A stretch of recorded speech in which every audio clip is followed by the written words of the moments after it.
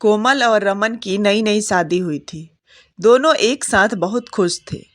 रमन शादी के बाद अपनी पत्नी को घुमाने के लिए मनाली लेकर गया। दोनों ने वहां खूब मस्ती की। जब घर आए तो 4 दिनों में ही सबको समझ आ गया था कि कोमल, जो कि एक सिंगल फैमिली से आई थी, अब उसे ज्वाइंट फैमिली के तौर तरीके नहीं समझ आ रहे थे और वो एडजस्ट नहीं हो पा रही थी। कोमल की सासू माँ ने कहा कि कोमल, आज तुम्हारी पहली रसोई है, इसलिए आज का खाना तुम बनाओगी। कोमल ने अपनी बड़ी जेठानी को ध्यान से देखा, जो कि सिर झुकाए खड़ी थी। तभी हामी भरते हुए कोमल किचन में चली गई और धीरे धीरे काम करने लगी। तभी उसकी जेठानी भी रसोई में आ गई और बोली, कोमल, खाना जल्दी बनाओ, क्योंकि यहाँ पर सभी 12 बजे टेबल पर बैठ जाते हैं। 12 बजकर 1 मिनट भी हो गया तो सब बहुत गुस्सा हो जाएंगे।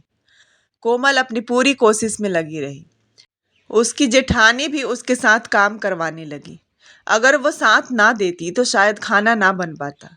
12 बजे से पहले ही रोटी के अलावा हर चीज डाइनिंग टेबल पर लगा दी गई और सब 12 बजते ही टेबल पर आ बैठे।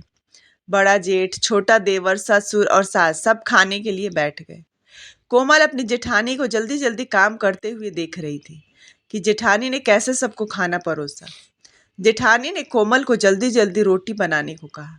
वह बेचारी अपनी कोशिश में रोटी जल्दी बनाने लगी, लेकिन उसे आदत नहीं थी, इसलिए वह जल्दी काम नहीं कर पा रही थी। सबको एक साथ रोटी परोसने में शायद 2 मिनट ज्यादा लग गए होंगे, तो क्या गलत था। तभी कोमल की सास ने अपनी रौबदार आवाज में कहा कि बहू, आज रोटी लाने में इतनी देर हुई सो हुई, ध्यान रहे कि ऐसा कुछ कल ना हो।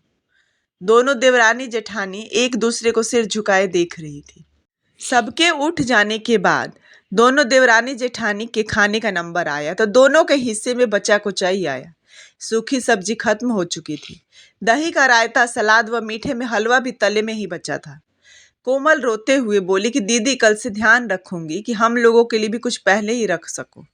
तभी जेठानी बोली कि कोमल, इस बारे में कभी कुछ बोलना भी मत, क्योंकि इन सब लोगों के खाने के बाद जो कुछ बचता है वही हमें खाना पड़ता है। कोमल ने गुस्से में पूछा, क्यों, हम इंसान नहीं हैं जो हम बचा कुचा खाए? जेठानी ने कोमल को बताया कि इस घर की यही परंपरा है। मैंने भी यहीं पर आकर के ये सब देखा है, पर अब सीख गई हूँ।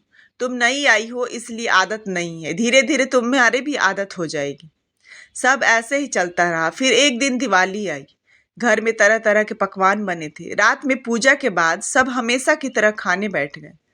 कोमल ने सबको गरम गरम पूरी, हलवा, सब्जी खिलाई। सबने झटपट खाना खत्म कर दिया। जब कोमल और उसकी जेठानी का नंबर आया तो सब्जियां ना के बराबर बची थी। कोमल को बहुत गुस्सा आया और उसने चीख कर कहा कि आखिर क्या हम इंसान नहीं हैं? पूरे दिन नौकरों की तरह काम करते हैं, आप लोगों के लिए खाना बनाते हैं, और हमें आज तक अपने साथ बैठकर खाने का नहीं बोलते आप। ऊपर से हम लोगों को पेट भर खाने तक को नहीं मिलता। क्या हम गली के कुत्ते हैं जो हमें बचा हुआ खाना खाना पड़ता है? कोमल की यह बात सुनकर सब चुप हो गए।